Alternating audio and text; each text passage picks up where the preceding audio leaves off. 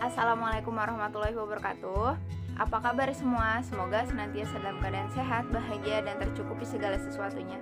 Perkenalkan, saya Musnika Muharani Albantani, nomor induk mahasiswa 19011250001. Saya merupakan mahasiswa semester 5 program studi pendidikan biologi Fakultas Keguruan dan Ilmu Pendidikan Universitas Muhammadiyah Profesor Dr. Hamka.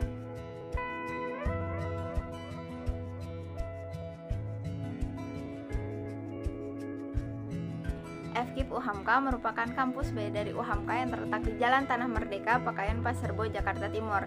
Di fakultas ini terdapat sarana dan prasarana yang sangat menunjang minat dan bakat mahasiswa, sehingga dapat menciptakan atau meluluskan mahasiswa yang berkompeten serta berkualitas dari segi intelektual maupun spiritual.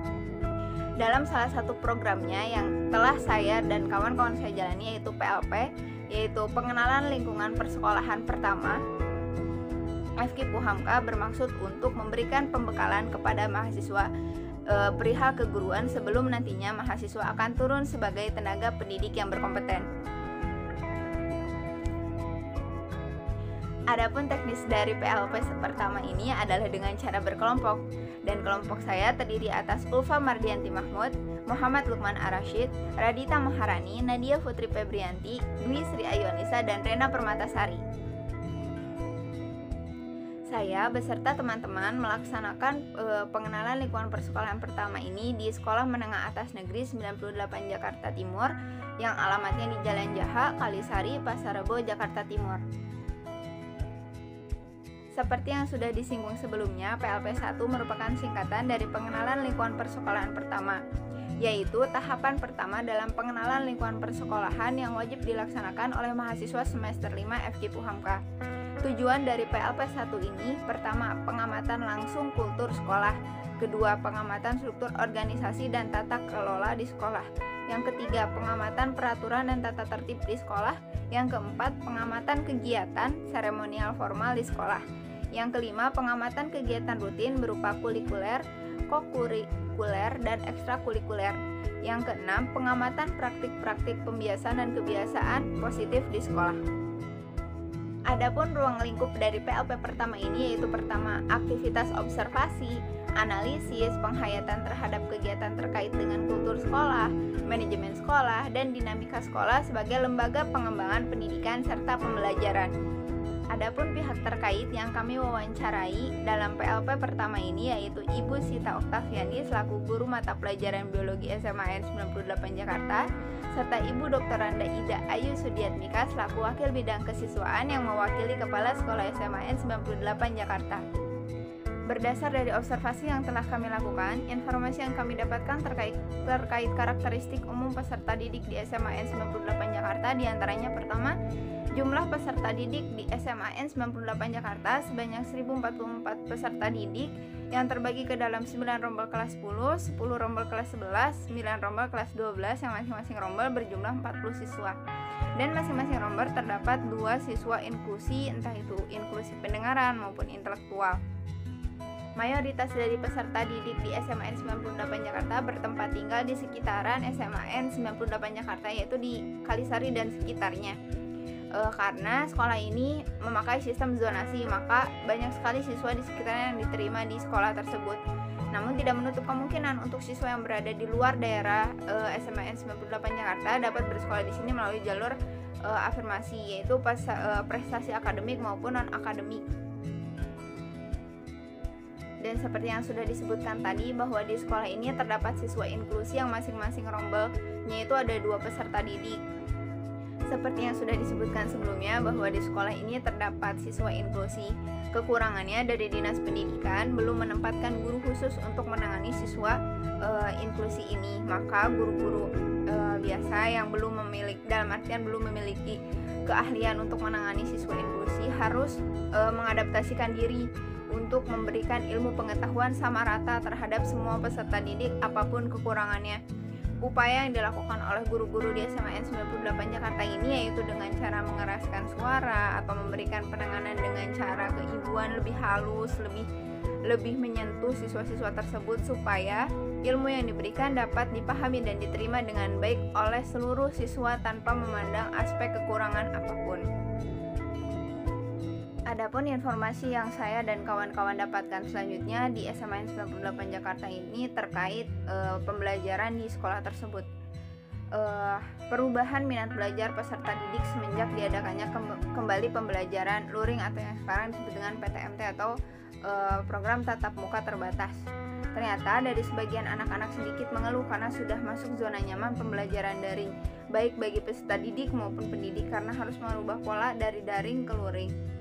Di sisi lain, guru juga menyadari bahwa sistem pembelajaran tatap muka secara langsung memberikan efek yang lebih besar dan lebih nyata terhadap perkembangan dan pemahaman peserta didik terhadap materi yang diberikan. Bukan hanya ilmu pengetahuan, namun juga pendidik dapat langsung menyentuh secara emosional ke peserta didik sehingga pembentukan karakter serta mental yang kuat dapat terbentuk secara langsung dan dapat diawasi oleh pendidik di sekolah, tidak seperti di dalam jaringan hanya melalui tatap maya, hanya mengetahui dari informasi orang tua.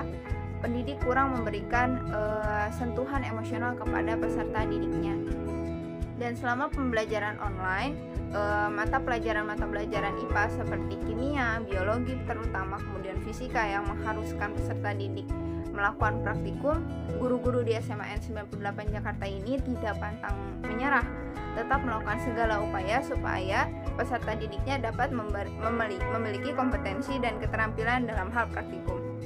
Entah itu dengan cara memberikan video-video pembelajaran yang terdapat langkah-langkah melakukan suatu percobaan, kemudian peserta didik dapat melakukannya di rumah. Apabila memungkinkan untuk dilaksanakan di rumah dengan alat serta bahan yang ada di rumah, maka dapat dilaksanakan di rumah. Namun jika tidak, guru dapat menyediakan peralatannya, kemudian peserta didik dipersilakan untuk menyambangi rumah guru tersebut untuk mengambil peralatan yang dibutuhkan.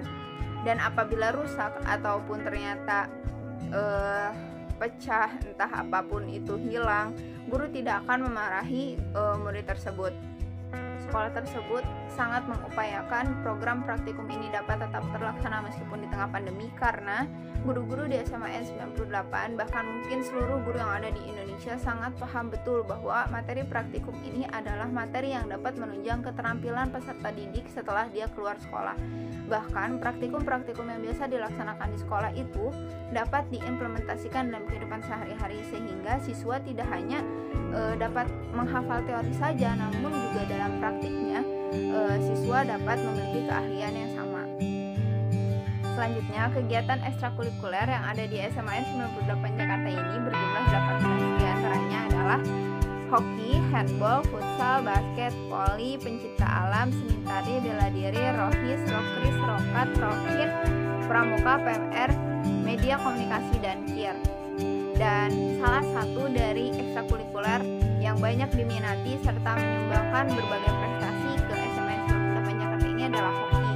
Adapun kendala kegiatan ekstrakurikuler selama masa pandemi ini tidak dapat terlaksana tentunya karena keterbatasan ruang gerak serta teknis yang sangat menghambat kegiatan tersebut terjadi.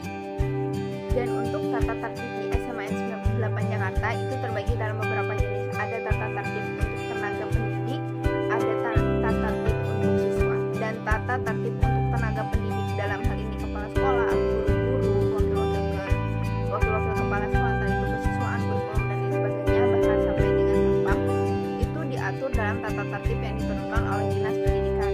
Sedangkan tata tertib untuk siswa itu dibuat oleh guru-guru mata pelajaran serta bagian wakil kesiswaan. Dan untuk kinerja tenaga kependidikan serta pendidik selama pembelajaran daring terbatas karena tidak bisa setiap hari ke sekolah, seperti misalnya penjaga perpustakaan menjaga atau memeriksa sebanyak 3-4 kali saja dalam seminggu. Terkait struktur di organisasi sekolah tersebut, dimulai dari kepala sekolah, kepala bagian TU, wakil-wakil kepala sekolah, entah itu wakil kurikulum, wakil kesiswaan, kemudian ketua komite beserta anggotanya, wakil-wakil dan staf sekolah, bahkan sampai ke struktur kelas, penanggung jawab kebersihan pun ada di struktur organisasi sekolah menengah atas negeri 98 Jakarta tersebut. Dan terpampang jelas di ruang kepala sekolah serta buku profil SMAN 98 Jakarta yang akan saya tampilkan berikut ini. Melalui PLP 1 ini saya mendapatkan ilmu-ilmu yang sangat berharga bekal sebelum saya nanti turun ke dunia keguruan yang sebenarnya. Oleh karena itu saya mengucapkan terima kasih banyak kepada teman-teman satu kelompok saya yang telah membersamai dari awal sampai akhir menyusun konsep apa yang akan kita laksanakan, sekolah mana yang akan kita jadikan tempat observasi. Saya juga mengucapkan terima kasih sebanyak-banyaknya kepada dosen pembimbing kami, yaitu Ibu Dr. Randa Haja Marianti Setianingsih MSI, yang tiada henti memberikan nasihat, semangat, serta sarannya kepada kami dari awal PLP ini sampai dengan akhir. Kemudian kepada keluarga besar SMA Negeri 98 Jakarta yang telah memberikan informasi, menyambut kami dengan hangat, memberikan arahan serta motivasi untuk kami menjadi guru di generasi selanjutnya. Terima kasih banyak pula kepada seluruh bagian UPT PLP FKIP UHAMKA yang telah memberikan sarana serta prasarana kepada mahasiswa FKIP UHAMKA melaksanakan PLP 1 ini. Dan terkhusus kepada orang tua kami, orang tua saya yang telah memberikan dukungan moral, dukungan material kepada saya dan teman-teman saya untuk melaksanakan kegiatan PLP 1 ini sehingga terlaksana dengan baik dan lancar. Sekian dari saya, kurang lebihnya mohon maaf. Billahi fisabilillah haq, fastabiqul khairat. Wassalamualaikum warahmatullahi wabarakatuh.